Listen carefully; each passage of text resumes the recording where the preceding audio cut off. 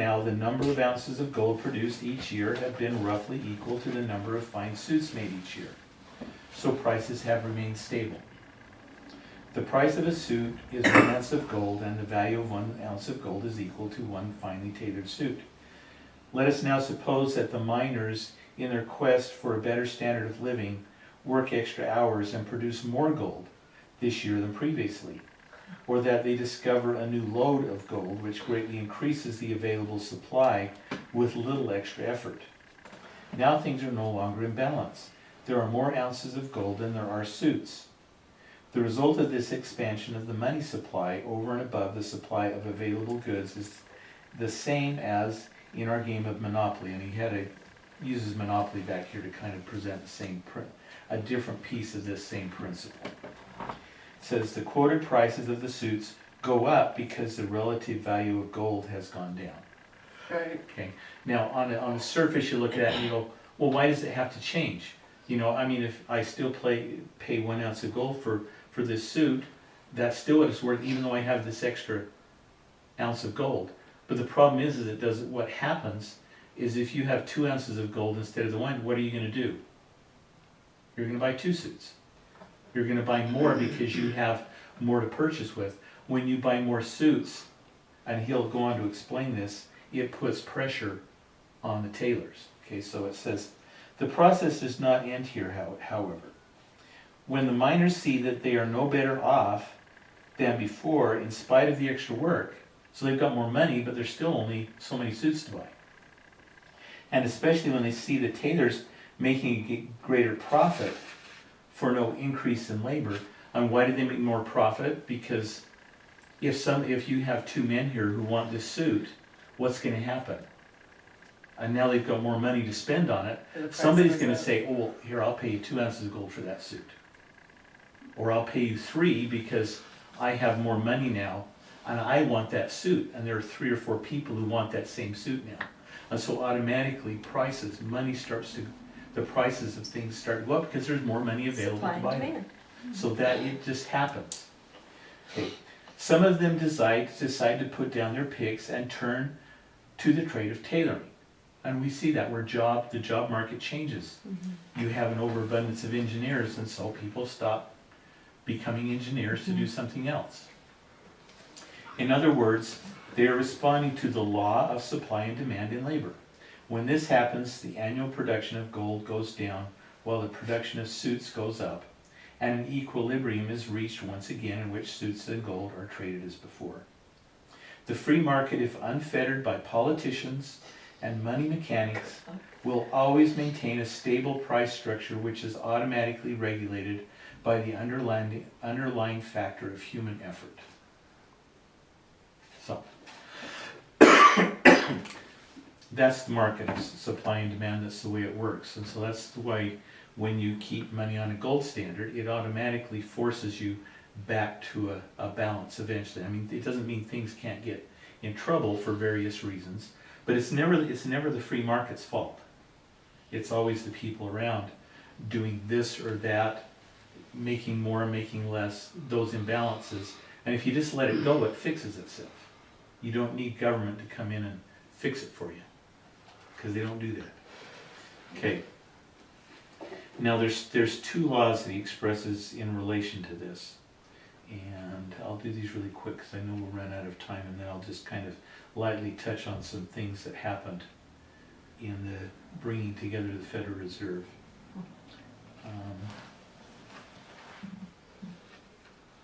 Okay, so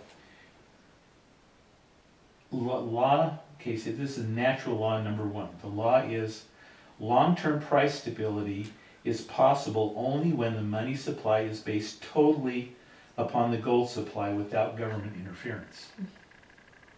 So you have to leave the market, you have to leave things free to go back to a balance.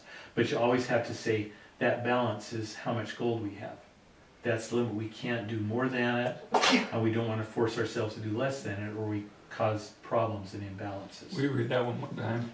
Yeah, it says long-term price stability is possible only when the money supply is based totally upon the gold supply, or gold just because that's what was chosen. It could be It's the seashells, standard. it could be whatever. What is It's the standard? Without government interference. You can't have somebody force it. It has to be allowed freedom to go to its natural balance.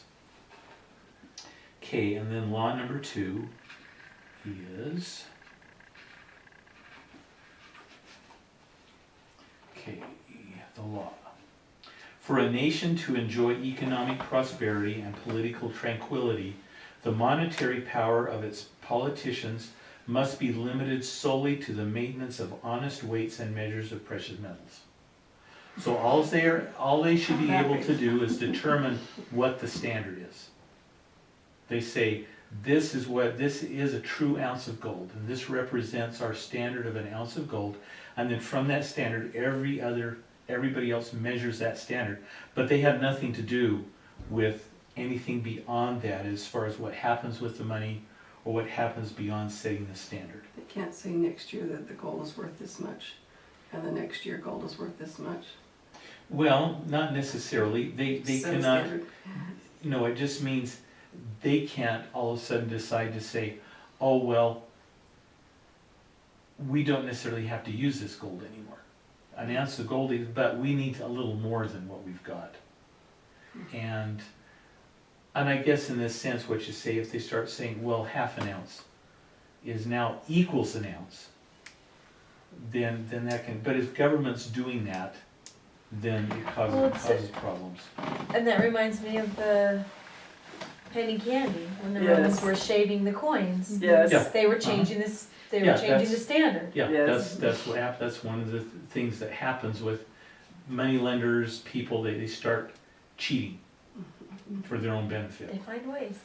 Okay, now we'll just go kind of quickly over some of the things relating to the formation of the Federal Reserve. Okay, again, back a little earlier on. Back in the middle 1800s, or middle 1700s, 18th century, a man named Meyer, I should look and see what his name is, but because he changed his name to Rothschild, because their little sign above their store was a red shield and an eagle. And so he actually changed his name. I think his name was Bauer. And he got into banking. And now we say it. But it's Rothschild is what he's saying. Okay. So it's Rothschild. But he had 5 sons. And wherever he got his knowledge from or his ability, that's what he had. He and his 5 sons set up central banks throughout Europe. One son was in Italy, one son was in Spain, one son was in France, one son was in Germany. Meyer and there was a son in England, and all these sons in Meyer set up this banking system. And they presented this idea to the governments of having a central bank that could control and keep everything working correctly for them. But somehow they had the knowledge and ability to make it all work right, so that it wouldn't go out of control, okay? And so from that, they created an empire that continues to go today. Even though you obviously, how often do you hear the name Rothschild nowadays? Every once in a while you'll hear a Rothschild grandson or some son out there will be doing, but you don't hear about them anymore, but they're still there. Well, we're busy trying to court one to donate to my organization that I work for. Yeah. Really, actual Yeah. And Rothschild? they Rothschild. have, they talk about people who have the richest men in the world, like Bill Gates and stuff. Nothing. They have nothing, these people don't worry about money.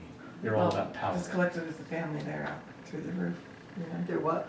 Collectively as a family, they have more money than all of them put together. But Well, they own no the world. one, yeah, no one Yeah. person would show up as having this many millions of No. dollars or billions of No, dollars. and they're in foundations anyway. No foundations. Anyway, so we start out with the Rothschilds, and they set up this empire. And one thing you'll be interested to know about Napoleon was fighting against this empire. He tried to separate France out of this whole thing, and that's why they hated him and tried so hard to get rid of him. And that was a very important event, was Waterloo. The Battle of Waterloo everything was hanging on that battle in England. And Rothschild was sitting there, I think one of the descendants was sitting there, and the Rothschilds had a network all over Europe of agents and people that would travel and messengers. And so when Waterloo was lost by Napoleon, Rothschild's messenger was the first one to get back to England. And so he told Rothschild what had happened, and so it said Rothschild sat in the stock exchange very grim, very sad, selling stocks and bonds, and so everybody watched him, and so all of a sudden everybody panicked, and they started selling and selling and selling, and then at a certain key point, he turned around and started buying until he owned everything. You know, to a great degree, he owned it all. And he did that by knowing exactly what was going on an international scale. And this was all the way back in the early 1800s, and it's just grown since then. And the principle that they founded their work on was the idea of perpetual war. Because there is tremendous money in war, and they fight on both sides. Yes. They finance both sides. And over in history, there's stories of how they finance both sides. They financed the communist revolution. Lenin came to America, got gold, and took it back to Russia to fight the battle and win the battle in Russia. And it was from these capitalists who supported him in it. So we started out back then, and so we come up to today. And the Rothschilds in the late 1800s were sending agents over to America. And one of the agents they sent was a man named J.P. Morgan. So Rothschilds were originally, the original Rothschild was from what country? From Germany. Germany. Yeah. But it was really spread all over Europe. Yeah, but then he came from Germany, but then he